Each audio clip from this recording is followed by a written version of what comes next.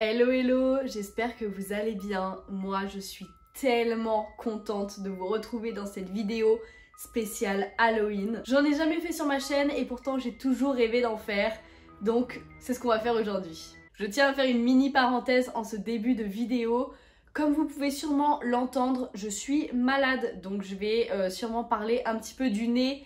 Je vais essayer de couper au montage tous les moments où je tousse de manière absolument dégueulasse. Mais je vous demanderai d'être un petit peu indulgent à ce niveau-là dans les commentaires.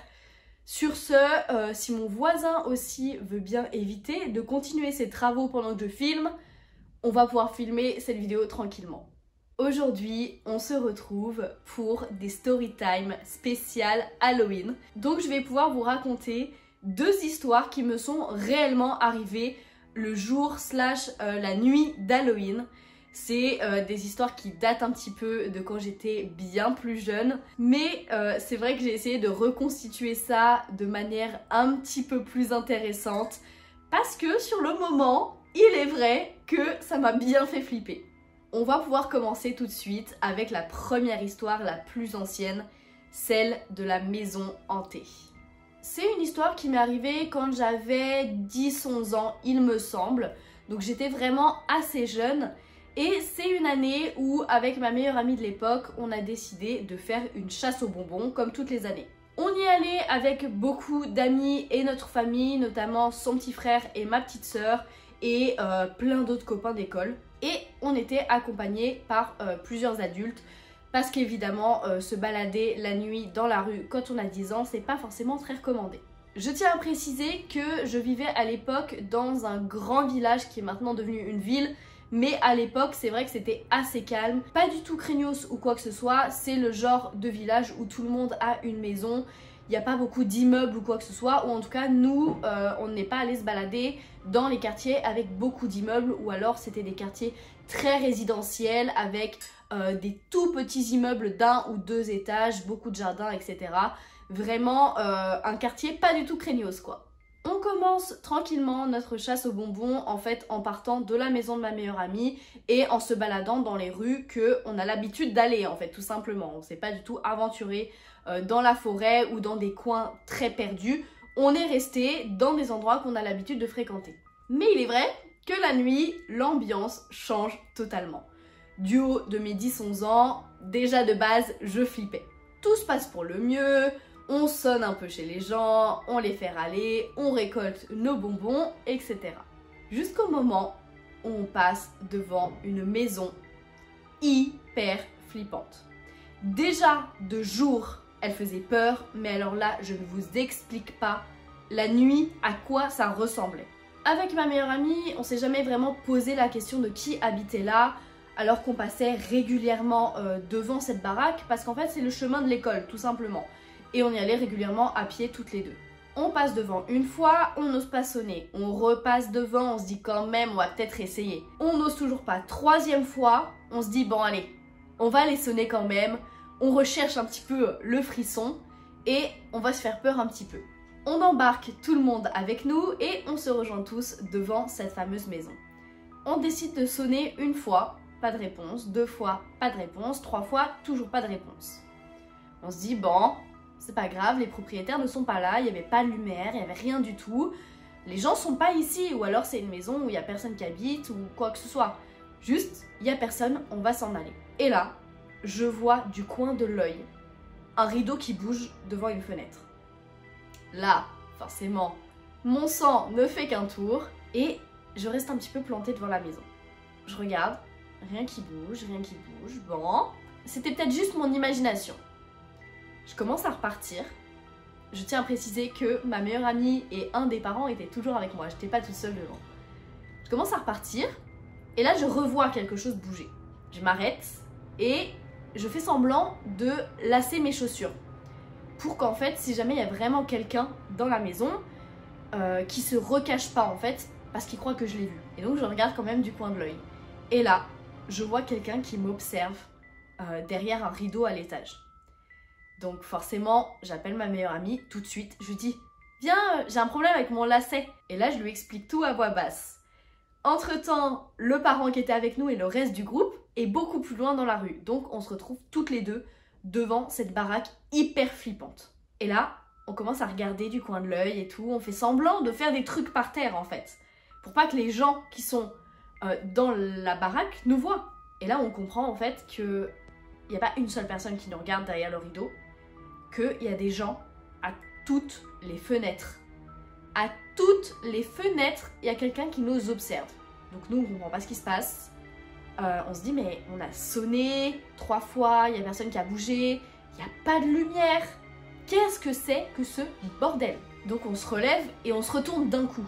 Et là, on voit tous les rideaux en même temps qui se referment d'un coup. Donc en fait, il y a vraiment des personnes qui nous observent de l'intérieur de la maison, à toutes les fenêtres. Donc ça fait au moins 5 ou 6 personnes.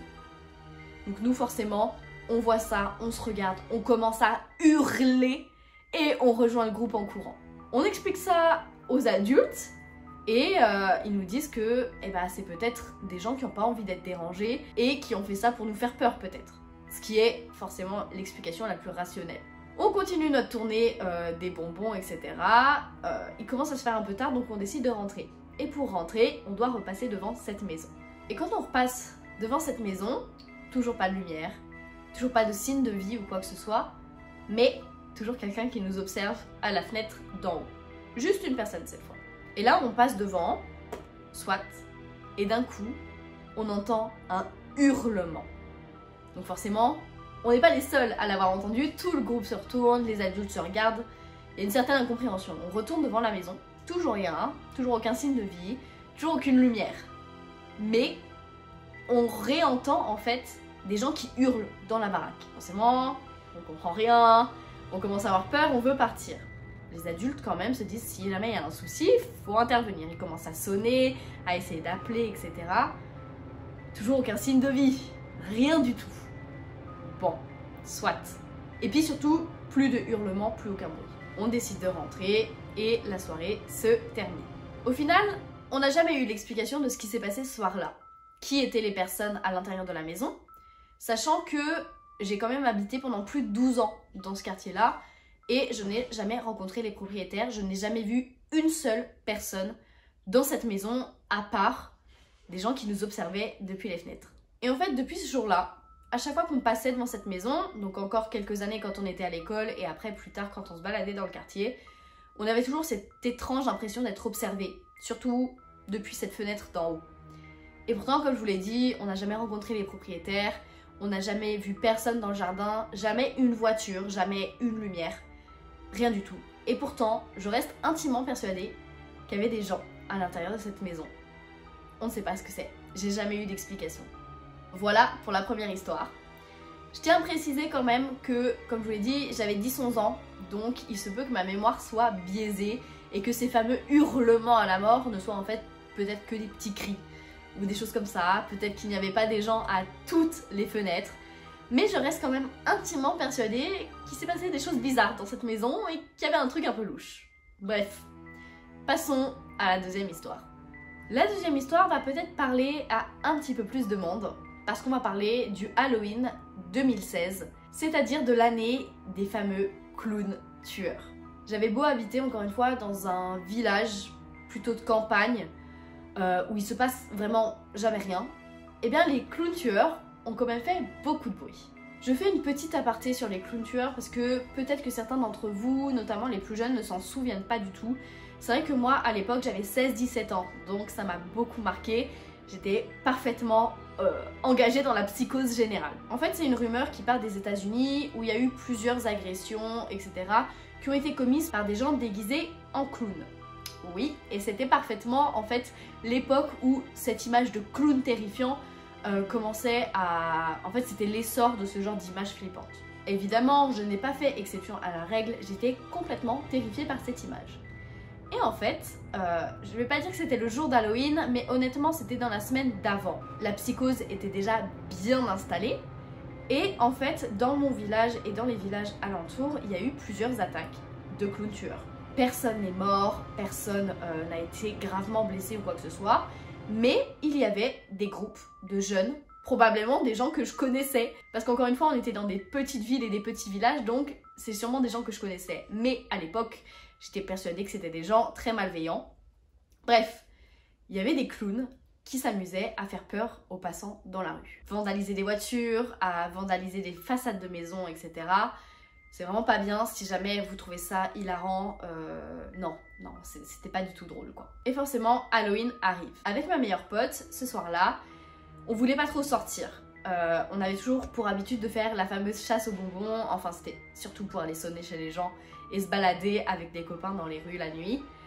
Et en fait, on n'avait pas trop envie d'y aller parce qu'on avait vraiment très peur de ces clowns. Vraiment, la psychose était hyper installée, tout le monde avait peur de ça et on était persuadés qu'il allait se passer quelque chose. Courageuse comme on est, on a quand même décidé d'aller faire notre petite chasse aux bonbons tranquillement. On se déguise, on sort dans la rue, il commence à faire nuit, etc. On rencontre un groupe de copains en même temps, on décide de continuer notre tournée ensemble. Jusque là, rien d'anormal, rien de flippant, juste une bonne balade entre copains. Et là, encore une situation terrifiante, on entend un hurlement. Forcément, tout le monde s'arrête, tout le monde se retourne et cherche d'où peut venir ce bruit. Les garçons, beaucoup plus téméraires que nous, ont décidé d'essayer de trouver ce qui se passait. Ont décidé d'aller foncer vers le danger. Nous, bêtes comme on est, on les a suivis. Et au bout de la rue, on voit quoi? Voilà, mon plus gros cauchemar se réalise. Sauf que du haut de nos 16-17 ans, on a pris peur. Et je pense que heureusement qu'on a pris peur parce que on est parti en courant dans la direction opposée. Et on n'a plus revu les clowns, clairement. On entendait des cris à droite à gauche, mais c'était sûrement des groupes de gamins aussi qui s'amusaient à faire peur aux passants. Il n'y avait rien de méchant là-dedans. Mais bref, toute la soirée, on a eu peur en fait de retomber sur ces clowns parce que je peux vous dire que le hurlement, c'était pas un truc qui était censé être drôle. On pense qu'il s'est vraiment passé quelque chose. La soirée se déroule tranquillement, il se fait tard, on rentre chez nous. Le lendemain, on décide de ressortir dans la rue, de retourner voir les copains, etc. et de discuter de ce qui s'est passé hier. Et là, on ne sait pas d'où ils ont eu ces informations, ou s'ils les ont inventées, ou s'il s'est passé quelque chose. Est-ce que ça a déclenché une rumeur ou est-ce que ça part de vrais faits réels? Mais il s'est avéré que dans tous les villages alentours, il y a eu des agressions de clowns. Il y a eu des choses graves qui se sont passées, des gens qui se sont fait poignarder, des voitures vandalisées et des incendies, en tout cas des départs d'incendie. Et en fait, on a compris que les clowns qu'on avait croisés la veille, c'était sûrement eux, ou en tout cas une partie du groupe de fauteurs de troubles. Alors je vous rassure, aux dernières nouvelles, personne n'a été assassiné ou quoi que ce soit, mais il est vrai qu'il y a eu des agressions assez violentes. Et forcément, nous, on a voulu mener l'enquête. Donc on a commencé à se balader dans les rues, à essayer de sortir le soir un petit peu. Ça n'a pas duré très longtemps parce qu'on n'était pas très téméraires et pas de très bons espions. On en est même venu à se dire qu'il fallait qu'on se déguise en clown pour essayer d'intégrer leur groupe. Bref, soit. Et en fait, on n'a jamais compris ce qui s'était passé ce soir-là, on n'a jamais réussi à identifier les gens qu'on a vus ce soir-là, et la police non plus d'ailleurs. Il n'y a jamais eu aucune réponse en fait à qui avait fait ça, pourquoi ils avaient fait ça, etc. Ça reste encore des histoires irrésolues. C'est vrai que comme ça peut paraître assez banal, mais il faut comprendre le contexte que on habitait dans un village où il se passait presque jamais rien. Nous, ces trucs de clown tueur ou quoi que ce soit, on voyait ça aux États-Unis et tout, on s'est jamais douté qu'il y avait des gens qui allaient se déguiser en clown et agresser les passants vers chez nous en fait. Et c'est vrai que sur le moment, ça nous a fait peur, mais un truc de malade mental. Et surtout, en fait, on s'est totalement fait happer par la psychose et on était persuadés qu'on allait pouvoir résoudre le mystère, etc. Et on était persuadés que c'était des gens hyper mal intentionnés et tout, qui étaient là, genre des tueurs à gages, etc. Et vraiment, on a participé à la psychose de tout le village. Clairement, pendant une semaine, personne ne parlait d'autre chose que ça. C'était incroyable. Et voilà, c'est la fin de ma deuxième histoire, qui honnêtement est moins sensationnelle que la première, et pourtant, c'est celle qui m'a le plus marquée. C'est le genre d'histoire de psychose en fait un peu universelle que je trouve hyper intéressante. D'ailleurs, je sais pas si je l'ai dit, mais Feldup a fait une vidéo, en tout cas a parlé des clowns tueurs dans une de ses vidéos, je la mettrai en barre d'infos, et j'ai trouvé qu'il avait vachement bien expliqué le phénomène en fait de psychose générale. Je trouvais ça super intéressant, donc je vous invite à aller voir sa vidéo. Voilà, j'espère que je vous ai diverti un petit peu pour Halloween. N'hésitez pas à liker, commenter et surtout à vous abonner à la chaîne pour suivre toutes les aventures. Ciao ciao!